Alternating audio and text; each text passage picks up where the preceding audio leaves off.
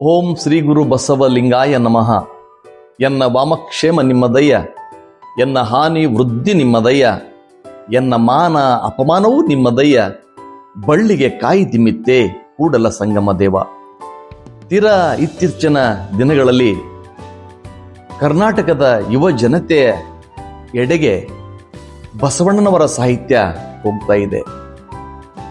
ಯುವ ಜನತೆ ಎಲ್ಲ ಶರಣರ ಆಶಯಗಳ ಕುರಿತು ಅಲ್ಲಲ್ಲಿ ಚರ್ಚೆ ಮಾಡ್ತಾ ಇದ್ದಾರೆ, ಅಲ್ಲಲ್ಲಿ ವಿಚಾರ ಸಂಕಿರಣಗಳಿಗೆ ಹೋಗ್ತಾ ಇದ್ದಾರೆ.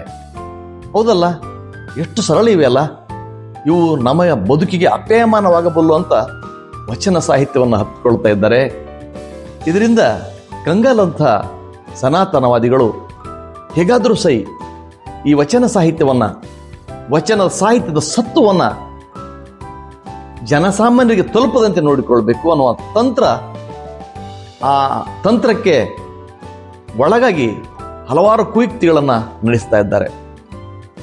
ಬಸವಣ್ಣನವ್ರ ಬಗ್ಗೆ ಎಂದೂ ಪ್ರೀತಿ ಇಟ್ಟುಕೊಳ್ಳದವರು ಬಸವಣ್ಣನವರನ್ನೇ ಈ ನೆಲದಿಂದ ಓಡಿಸಲಿಕ್ಕೆ ಅಥವಾ ಇಲ್ಲಿಂದ ರಾಜಶಾಹಿ ವ್ಯವಸ್ಥೆಯನ್ನ ಉಪಯೋಗಿಸಿಕೊಂಡು ಇಲ್ಲಿಂದ ಕಾಲು ತೆಗೆಯುವಂತೆ ನೋಡಿಕೊಂಡಂಥ ಆ ಪಟ್ಟಭದ್ರ ಶಕ್ತಿಗಳು ಅಂದಿನಿಂದ ಇಂದಿನವರೆಗೂ ಜೀವಂತವಾಗಿರುವ ಆ ಶಕ್ತಿಗಳು ಇವತ್ತು ಅವರ ವಿಚಾರವನ್ನು ಓಡಿಸುವಂಥ ಎತ್ತುಗಡೆಯಲ್ಲಿ ತೊಡಗಿದ್ದಾರೆ. ಇದು ತುಂಬ ಅಪಾಯದ ಸನ್ನಿವೇಶ.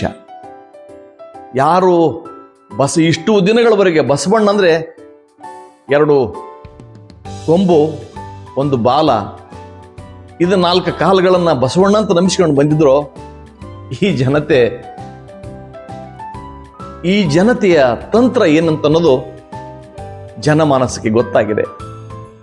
ಬಸವಣ್ಣ ಅಂತಕ್ಕಂಥ ನಮ್ಮನ್ನೆಲ್ಲರನ್ನು ಒಪ್ಪಿಕೊಂಡಂಥ ವ್ಯಕ್ತಿ ಅಂತಕ್ಕಂಥ ಖಾತ್ರಿ ಅವರಿಗೆ ಆಗಿದೆ. ಹಾಗಾಗಿ ಅವರು ಆಲೋಚನೆ ಮಾಡ್ತಾ ಇದ್ದಾರೆ.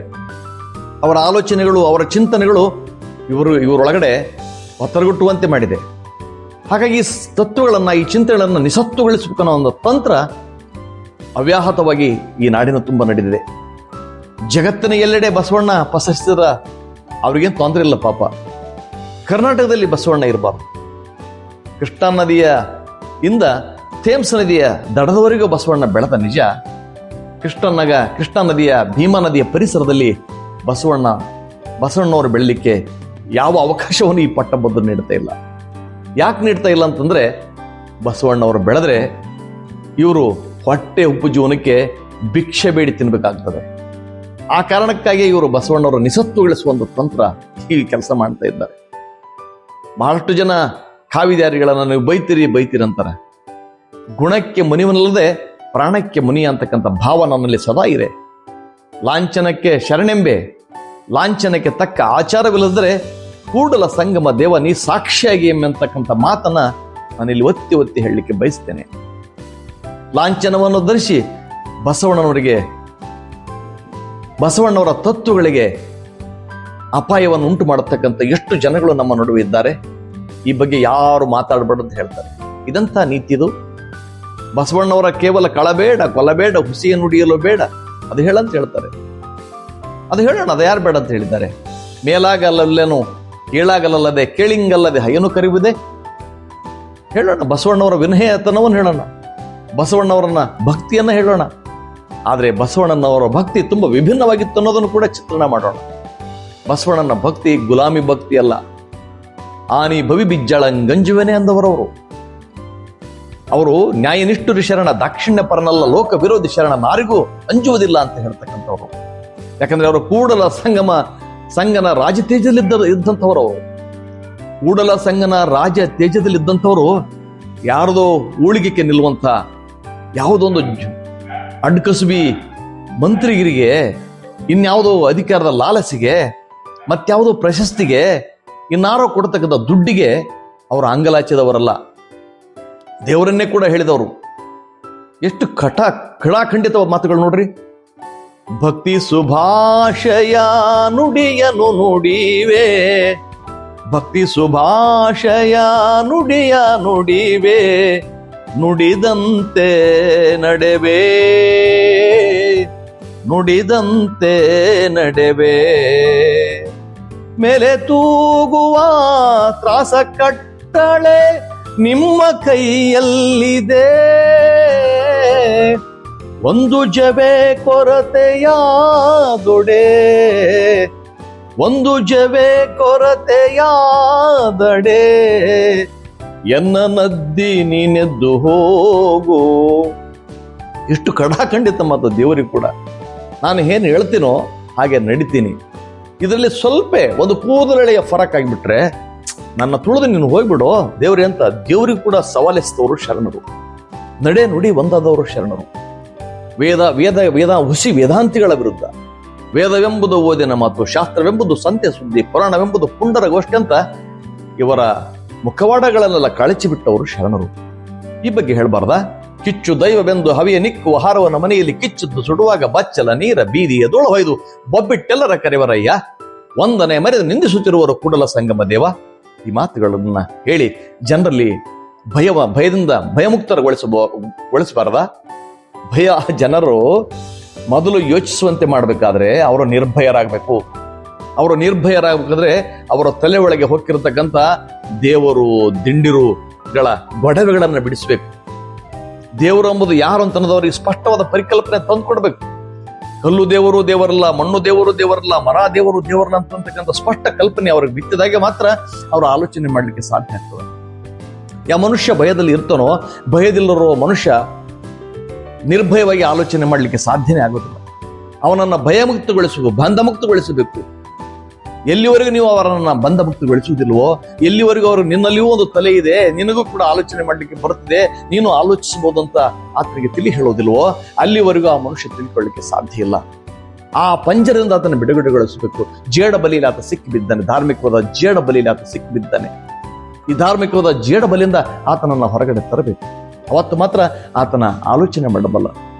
ಎಲ್ಲ ದಾರಿದ್ರ್ಯಗಳಿಗಿಂತಲೂ ಬೌದ್ಧಿಕ ದಾರಿದ್ರ್ಯ ತುಂಬಾ ಅಪಾಯಕಾರಿ ಅಂತ VR ನಾರ್ಲಾ ಅವರು ಹೇಳ್ತಾರೆ. ಬಡತನ ಇದ್ರೆ ಮತ್ತೆ ಬಡತನದಿಂದ ಮತ್ತೆ ಸಿರಿತನದೆಡೆಗೆ ನಾವು ಹೋಗ್ಬೋದು.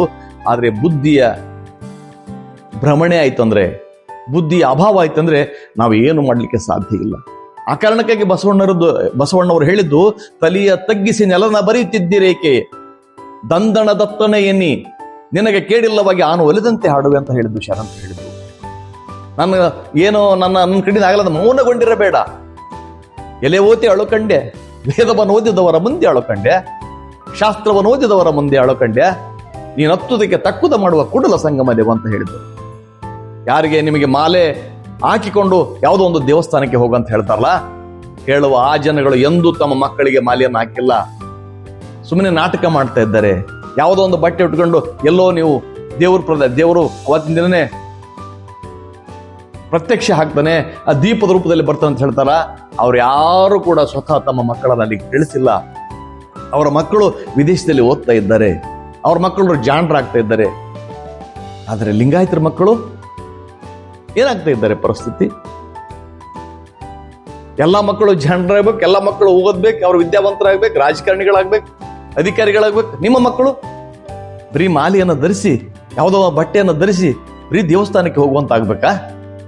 ಆಲೋಚನೆ ಮಾಡ್ಬೇಕಲ್ಲ. ಡಾಕ್ಟರ್ BR ಅಂಬೇಡ್ಕರ್ ಅದು ಹೇಳೋದು ಅದನ್ನೇ. ಒಂದು ಮಾರುಕಟ್ಟೆಯಲ್ಲಿ ದೇವರ ಫೋಟೋವನ್ನ ದುಡ್ಡು ಕೊಟ್ಟು ತಂದಿರುವ ನಾವುಗಳು, ಆ ಫೋಟೋ ಕೂಡ ದುಡ್ಡು ಕೊಟ್ಟು ತಂದಿದ್ದೀವಿ, ಪುಕ್ಕಟ್ಟೆ ಅಲ್ಲ, ಮನೇಲಿಟ್ಟು ಜಗಲಿ ಮೇಲಿಟ್ಟು ಅದಕ್ಕೆ ದುಡ್ಡು ಕೊಡು ಅಂತ ಕೇಳ್ತೀವಲ್ಲ. ಎಂಥ ಮೂರ್ಖರು ನಾವು. ಅವು ಕಲಾವಿದನ ಸೃಷ್ಟಿಗಳು, ಸುಂದರ ಸೃಷ್ಟಿಗಳು, ಅದ್ಭುತ ಕಥೆಗಳು, ರಂಜನೀಯ ಕಥೆಗಳನ್ನ ವಾಸ್ತವ ಅಂತ ತಿಳ್ಕೊಂಡಿದೀವಲ್ಲ. ವಾಸ್ತವ ಬದುಕನ್ನ ಇನ್ಯಾರದೋ ಬದುಕಂತ ತಿಳ್ಕೊಂಡಿವಿ. ಜೀವನ ಮತ್ತೆ ಮತ್ತೆ ಹುಟ್ಟಿ ಬರೋದಿಲ್ಲ. ಜೀವನ ಇರೋದು ಒಂದೇ ಸಲನೇ. ಇರುವ ಜೀವನವನ್ನು ಬಿಟ್ಟು ಇಲ್ಲದ ಬದುಕಿನ ಕಡೆ ನಾವು ಹೊರಟಿದ್ದೀವಲ್ಲ. ಅದಕ್ಕೆ ಪಂಚಾಕ್ಷರಿ ಗವಾಯಿಗಳು ಕೂಡ ಹೇಳ್ತಾರೆ, ಕಲ್ಲು ಕಟ್ಟಿಗೆ ಮಣ್ಣಿನಲ್ಲಿ ಶಿವನಿದ್ದರೆ, ಕಲ್ಲು ಕಟ್ಟಿಗೆ ಮಣ್ಣಿನಲ್ಲಿ ಶಿವನಿದ್ದಾನಪ್ಪ ಇಲ್ಲ ಅಂತ ನಾವು ಮಾತನ್ನ ಸ್ಪಷ್ಟ ಪರಿಕಲ್ಪನೆ ಎಲ್ಲರೂ ಹೇಳ್ತಾರೆ. ನನ್ನೊಳಗಿರ್ತಕ್ಕಂಥ ದೇವರೇ ಸಚರಾಚರ ವಸ್ತುಗಳಲ್ಲಿದ್ದಾನ. ಸರಿ, ನಿಮ್ಮ ಮಾತೆ ಒಪ್ಪಿಕೊಳ್ಳೋಣ. ಸಚರಾಚರ ವಸ್ತುಗಳಲ್ಲಿರುವಂಥ ದೇವರು ನಿನ್ನೊಳಗಿಲ್ಲವೇನೋ? ನಿನ್ನೊಳಗೆ ಎಲ್ಲ ಇದ್ದರೂ ಇನ್ನೂ ಒಂದ್ ಕಡೆ ಹುಡುಕಾಡ್ತೀಯಲ್ಲ, ಎಂಥ ದುಷ್ಟನಿದ್ದೀಯ ನೀನು? ಅಥವಾ ಈ ತರ ಹೇಳ್ತಕ್ಕಂಥವನು ಎಷ್ಟು ದುಷ್ಟನಿದ್ದಾನೆ? ನಿನ್ನೊಳಗನ್ನೇ ಮರೆಸಿ ಹೊರಗಡೆ ತೋರ್ತಾ ಇದ್ದಾರಲ್ಲ, ಇವರೆಂಥವ್ರು ಪಾಖಂಡಿಗಳು. ದೇವರನ್ನ ತಮ್ಮ ಎದುರಿಟ್ಟುಕೊಂಡು ಸುಲಿಗೆ ಮಾಡ್ತಾರಲ್ಲ ಇವರು. ದೇವರು ಇವರೇನು ಕೈಯಾಳ? ಹೋಗಂದ್ರೆ ಹೋಗ್ಲಿಕ್ಕೆ, ಬಾ ಅಂದ್ರೆ ಬರ್ಲಿಕ್ಕೆ ಸಾಧ್ಯ ಇಲ್ಲಲ್ಲ. ಈ ಆಲೋಚನೆಗಳನ್ನು ನಾವು ಮಾಡಬೇಕು. ಯಾವುದೋ ನೀರಲ್ಲಿ ಮುಳುಗೋದ್ರಿಂದ, ಇನ್ಯಾವುದೋ ಗಿಡಗಳನ್ನ ಸುತ್ತೋದ್ರಿಂದ ಏನಾಗಲಿಕ್ಕೆ ಸಾಧ್ಯ ಅಂತ, ಏನು ಆಗೋದಿಲ್ಲ ಅಂತ ಅನ್ನೋ ಮಾತನ್ನ ಬಸವಣ್ಣವರು 12ನೇ ಶತಮಾನದಲ್ಲಿ ಹೇಳಿದ. ನೀರನ್ನು ಕಂಡಲ್ಲಿ ಮುಳುಗುವರಯ್ಯ, ಮರವನ್ನು ಕಂಡಲ್ಲಿ ಸುತ್ತುವರಯ್ಯ, ತ್ವರೆಯಮೀವ ಸ್ವಾಮಿಗಳಿರ, ತ್ವರೆಯಮೀವ ಅಣ್ಣಗಳಿರ, ತ್ವರೆಯೆಂಬೋ ಪರಸತಿಯರ ಸಂಘವ. ಇದು ಬಿಟ್ರೋ ಮರಯ್ಯ, ತ್ವರೆಯೆಂಬೋ ಪರದನದ ಆಮಿಷವ. ಇವ ತ್ವರೆಯದೆ ಬರೀ ತ್ವರೆ ಮಿಂದರೆ ಕೂಡಿಕೊಳ್ಳನೆ ನಮ್ಮ ಕೂಡಲ ಸಂಗಮ ದೇವ. ಯಾವುದು ಬಿಡಬೇಕು ಅದನ್ನು ಬಿಡ್ತಾ ಇಲ್ಲ. ಪರನಾರಿಯರ ಸಂಘ ಬಿಡ್ತಾ ಇಲ್ಲ, ಪರರ ಹಣವನ್ನು ಬಿಡ್ತಾ ಇಲ್ಲ. ಅದು ಬಿಡ್ಲಾರ್ದೆ ಈ ತ್ವರೆಯಲ್ಲಿ ಮೇಯ್ತಾ ಇದ್ರಿ. ನಿಮ್ಮ ಪಾಪ ರಿನ್ಯೂವಲ್ ಆಗ್ತದ? ನಿಮಗೆ ನಂಬಿಸಿ ಬಿಟ್ಟಿದ್ದಾರೆ ಅಷ್ಟೇ. ಪಾಪ ರಿನ್ಯೂವಲ್ ಮಾಡಲಿಕ್ಕೆ ಸಾಧ್ಯ ಇಲ್ಲ. ನಾನು ಏನು ಮಾಡ್ತೀನೋ ಅದನ್ನ ಉಣ್ತೀನಿ, ನಾನು ಏನು ಬಿತ್ತೀನೋ ಆ ಬೆಳೆ ಬರ್ತದೆ. ಬೇವಿನ ಬೀಜ ಬಿತ್ತರೆ ಬೇವಿನ ಫಲನೇ ಬರೋದು, ಮಾವು ಬಿತ್ತರೆ ಮಾವಿನ ಫಲನೇ ಬರೋದು. ಇದು ಖಂಡಿತ. ಯಾವುದೋ ಬಿತ್ತೋ ಮೂಲಕ ಇನ್ಯಾವುದೋ ಬರ್ಲಿಕ್ಕೆ ಸಾಧ್ಯನಾ? ಇದು ಅಸಾಧ್ಯವಾದ ಮಾತು. ಆದರೆ ಸಾಧ್ಯ ಸಾಧ್ಯ ಸಾಧ್ಯ ಅಂತ ಈ ಸಂಪ್ರದಾಯವಾದಿಗಳು, ಈ ಪಟ್ಟಭದ್ರರು ಹೇಳ್ತಾ ಇದ್ದಾರೆ. ಅದನ್ನು ನಾವು ಕೇಳ್ತಾ ಇದ್ದೇವೆ. ಎಲ್ಲಿವರೆಗೆ ನಮ್ಮ ಕಿವಿ ಹೂ ಮುಡಿಸ್ತೀರಿ ನೀವು? ನಮ್ಮ ಯುವಜನತೆ ಎಲ್ಲಿವರೆಗೆ ಹಾಳಾಗಬೇಕು? ಯಾವುದೋ ಪುಸ್ತಕ ಓದಿದೇ ಜ್ಞಾನವಂತನಾಗ್ತಾನ. ಓದು ಓದು ಓದು. ಈ ಸಮಾಜ ನಿನ್ನ ಗೌರವಿಸುವುದು, ಎಲ್ಲ ರೀತಿಯ ಮಾನ್ಯತೆಗಳನ್ನು ಕೊಡುವುದು ನಿನ್ನ ಜ್ಞಾನಕ್ಕೆ ಅಂತ ಹೇಳ್ತಾರ. ನೀನು ಉಡುವ ಬಟ್ಟೆಗಲ್ಲ, ನೀನು ಉಡುವಂಥ ಬಟ್ಟೆಗಲ್ಲ, ನೀನು ಧರಿಸುವಂಥ ಮಾಲೆಗಲ್ಲ, ನೀನು ಧರಿಸುವಂಥ ಲಾಂಛನೆಗಳಿಗೆಲ್ಲ. ಇದನ್ನ ಅಂಬೇಡ್ಕರ್ ಅವರು ತೀರ ಇತ್ತೀಚೆಗೆ ಹೇಳಿದ್ದಾರೆ. ಅಂಬೇಡ್ಕರ್ ಆದಿಯಾಗಿ ಪೆರಿಯಾರ್, ಪುಲೆ, ಬಸವಣ್ಣ ಇತ್ಯಾದಿಯಾಗಿ ಹೇಳಿದ್ರು ಕೂಡ ನಮ್ಮ ಯುವ ಜನತೆ ತಲೆಯೊಳಗಡೆ ಇದು ಹೋಗ್ತಾನೆ ಇಲ್ಲ. ಅವರಿಗೆ ಎಂಟರ್ಟೈನ್ಮೆಂಟ್ ಬೇಕಾಗಿದೆ, ವಾಸ್ತವದ ಬದುಕು ಬೇಕಾಗಿಲ್ಲ. ಭ್ರಮೆಯ ಬದುಕಿನಲ್ಲಿ ಅವರೆಲ್ಲ ಬದುಕ್ತಾ ಇದ್ದಾರೆ. ನಿಮ್ಮನ್ನ ಭ್ರಮೆಯಲ್ಲಿಡಿಸಿ ನಿಮ್ಮನ್ನ ದುರುಪಯೋಗ ಮಾಡ್ತಾ ಇದ್ದಾರೆ, ನಿಮ್ಮನ್ನ ಆಳ್ತಾ ಇದ್ದಾರೆ. ನಮಗೆ ಆಳ್ತಾರಂತ ಅನ್ನೋ ಅರಿವು ಕೂಡ ನಿಮಗಲ್ಲಿ ಇಲ್ವಲ್ವೋ? ಅರಿವಿಲ್ಲದ ನಿಮ್ಮನ್ನ ಹೇಗಾದ್ರೂ ಸುಲಿಗೆ ಮಾಡ್ತಾರಲ್ಲ. ನೀವು ಪಶುಗಳಲ್ಲ, ನೀವು ಪ್ರಾಣಿಗಳಲ್ಲ, ಮನುಷ್ಯರಿಗೂ ಮತ್ತು ಪ್ರಾಣಿಗಳಿಗೂ ತುಂಬಾ ವ್ಯತ್ಯಾಸ ಇದೆ. ಮನುಷ್ಯ ಮಾತ್ರ ಯೋಚಿಸಬಲ್ಲ ಪ್ರಾಣಿ, ಚಿಂತನೆ ಮಾಡಬಲ್ಲ ಪ್ರಾಣಿ, ಅನುಭವಿಸಬಲ್ಲ ಪ್ರಾಣಿ, ಸತ್ಯವನ್ನ ತಿಳಿದುಕೊಳ್ಳಬಲ್ಲ ಪ್ರಾಣಿ. ಆದರೆ ನೀವು ಆ ಜಾನುವಾರುಗಳಿಗಿಂತಲೂ ಕಡೆ ಆಗ್ತಾ ಇದ್ದೀರಲ್ಲ. ಹಾಗಾಗಿ ನಮ್ಮ ಸ್ವಾತಂತ್ರ್ಯದ ಫಲವು ನಮಗೆ ಸಿಗ್ತಾ ಇಲ್ಲ. ಆಮೇಲೆ ಅಧಿಕಾರಶಾಹಿ ದರ್ಪ ನಿಲ್ತಾ ಇಲ್ಲ. ರಾಜಕಾರಣಿಗಳು ಅಟೋಟೋಪ ಒಂದು ಕಡೆಗೆ, ಈ ಪುರೋಹಿತಶಾಹಿ ವ್ಯವಸ್ಥೆ ಇನ್ನೊಂದು ಕಡೆಗೆ. ಇವೆರಡು ಜೊತೆಗೆ ಹೊರಟ್ರೆ ನಿಮ್ಮನ್ನ ಸಮಾಧಿ ಮಾಡ್ಬೋದು. ಈ ಸಮಾಧಿ ಮೇಲೆ ಅವರ ಸೌಧ ಕಟ್ಟಬಹುದು. ಇಂಥ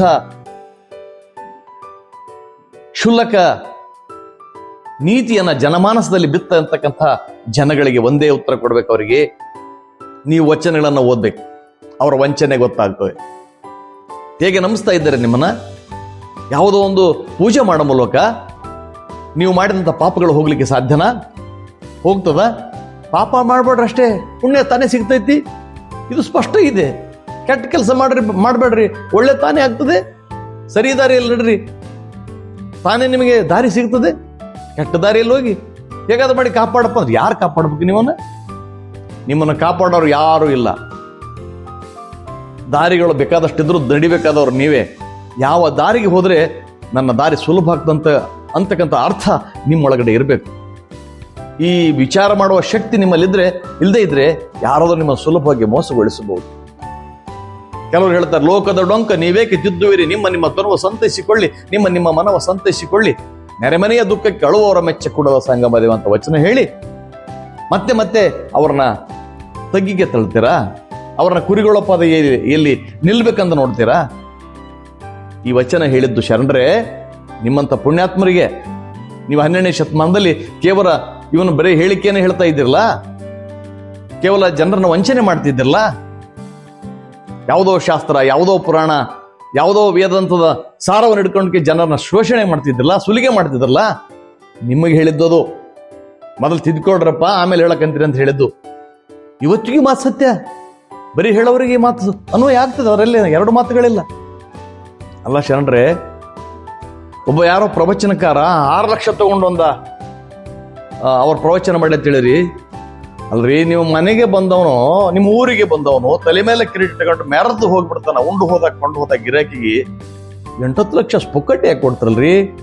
ಅವರ ಕನಿಷ್ಠ ಪಕ್ಷ ಅವರ ಜ್ಞಾನವನ್ನ ನಿಮ್ಮ ಮನಸ್ಸಿನ ಬಾಗಿಲಿಗೆ ತಂದು ಹಾಕ್ತಾ ಇದ್ದಾರಲ್ಲ, ಚಿಂತನೆ ಮಾಡುವಂತ ಆಲೋಚನೆ ಮಾಡ್ತಿದ್ದಾರಲ್ಲ, ಇದು ತಪ್ಪ? ಅವ್ರು ಕಾಯಕ ಮಾಡಿದ್ದಕ್ಕೆ ಪ್ರತಿಫಲ ಕೊಡೋದು ತಪ್ಪ? ಆ ದುಡ್ಡಿನಲ್ಲಿ ತಗೊಂಡು ಮೋಜುವಾನಿ ಮಾಡ್ತಿದ್ರೆ ಅದನ್ನು ಖಂಡಿಸೋಣ. ಆದ್ರೆ ಆ ದುಡ್ಡು ಸದ್ವಿನಿಯೋಗ ಆಗ್ತಾ ಇದೆ. ಯಾರು ನಿಮ್ಮನ್ನು ಎಚ್ಚರಿಸ್ತಾ ಇದ್ದಾರೋ ಅವ್ರ ಮೇಲೆ ಅಟ್ಯಾಕ್ ಮಾಡ್ತಕ್ಕಂಥ ಪ್ರವೃತ್ತಿ ನಿಮ್ದೇ ಇದೆ. ಈ ಪ್ರವೃತ್ತಿ ನಿಲ್ಲಬೇಕಾಗಿದೆ. ಯಾರು ನಿಮ್ಮನ್ನು ಎಚ್ಚರಿಸ್ತಾ ಇದ್ದಾರೆ ಅವರು ನಿಮ್ಮನ್ನು ಪ್ರೀತಿಸ್ತಾ ಇದ್ದಾರೆ, ಅದು ಅರ್ಥ ಮಾಡಿಕೊಳ್ರಿ. ನಿಮ್ಮ ಮೇಲೆ ಅವರಿಗೆ ಯಾವುದೇ ರೀತಿ ಹಗೆತನ ಇಲ್ಲ, ಯಾವ ಸಿಟ್ಟು ಅವ್ರ ಮೇಲೆ ಇಲ್ಲ. ನನ್ನ ಜನಗಳು ಎದ್ದೇಳಿ, ನನ್ನ ಜನಗಳ ಸತ್ಯ ಅರ್ಥ ಮಾಡಿಕೊಂಡು ಸರಿಯಾದ ಬಸವ ಮಾರ್ಗಕ್ಕೆ ಬರಲಿ. ಬಸವ ಮಾರ್ಗ ಹೆದ್ದಾರಿ, ರಹದಾರಿ, ಹೈವೇ. ಆ ಹೈವೇಲಿ ಸ್ಪೀಡ್ ಆಗಿ ಬಹಳ ಚೆನ್ನಾಗಿ ಹೋಗ್ಲಿ ಪಾಪ ಅಂತ ಕಾಳಜಿ ನಿಮ್ಮ ಬಗ್ಗೆ ಇದ್ರೆ ನೀವು ಅವ್ರ ಬಗ್ಗೆ ವ್ಯತಿರಿಕ್ತವಾಗಿ ಮಾತಾಡ್ತೀರಾ. ಕೆಲವು ಪುಟ್ಟುಗೋಸಿ ಇದ್ದಾರೆ ಜನಗಳು, ಅವರು ಪೇಡ್ ಜನಾಂಗಗಳ ದುಡ್ಡಿಗಾಗಿ ಮಾಡ್ತಕ್ಕಂಥವ್ರು. ಅವರ ಮಾತಿಗೆ ಬೆಲೆ ಬೀಳಬೇಡಿ. ಮಾತು ಬಹಳ ಸುಂದರವಾಗಿ ಆಡ್ತಾರೆ. ವಾ ವಾ ವಾ ವಾ ಅನ್ನಂಗೆ ಆಗ್ತದೆ ಸಭೆಯಲ್ಲಿ. ವಾ ಮಾತುಗಳು ಕೆಲಸಕ್ಕೆ ಬೀಳೋದಿಲ್ಲ. ಚಿಂತನಾತ್ಮಕ ಮಾತುಗಳು ಸ್ವಲ್ಪ ಕಠಿಣವಾಗಿರ್ತವೆ. ಬಟ್ಟೆ ಒಗೆದಿರ್ತವೆ ಸರ್. ಬಟ್ಟೆ ಒಗೆಯೋ ಕಲಿ ಎತ್ತಿದೆ ಬಟ್ಟೆಗೆ. ಕಲಿಯನ್ನ ಸುಮ್ಮನೆ ನೀರಾಗಿ ಹಾಕಿಬಿಟ್ರೆ ಹೋಗೋಕೆ ಸಾಧ್ಯನಾ? ಸೋಪ್ ಹಚ್ಚಿ ತಿಕ್ಬೇಕು. ಸೋಪ್ ಹಚ್ಚಿರು ಹೋಗ್ಲಂದ್ರೆ ಬ್ರಷ್ ಹಚ್ಚಿ ತಿಕ್ಬೇಕು. ಆಗ ಮಾತ್ರ ಕಲಿ ಹೋಗ್ಲಿಕ್ಕೆ ಸಾಧ್ಯ. ನಿಮ್ಮ ಯಾರು ಟೀಕೆ ಟಿಪ್ಪಣಿಗಳ ಮೂಲಕ ನಿಮ್ಮನ್ನು ತಿದ್ದಲಿಕ್ಕೆ ಇಷ್ಟಪಡ್ತಾರೋ ಆತ ಮಾತ್ರ ನಿಮ್ಮ ಹಿತೈಷಿ ಅಂತಕ್ಕಂಥ ಭಾವ ನಿಮಗೆ ಬರಲಿ, ನಿಮ್ಮ ತಪ್ಪಿನ ಅರಿವು ನಿಮಗೆ ಆಗಲಿ ಅಂತ ಹೇಳ್ತಾ, ಇದುವರೆಗೆ ನನ್ನೊಂದಿಗೆ ಬಂದ ನಿಮ್ಮೆಲ್ಲರಿಗೂ ಗೌರವದ ಪ್ರೀತಿಯ ಶರಣಾರ್ಥಿ.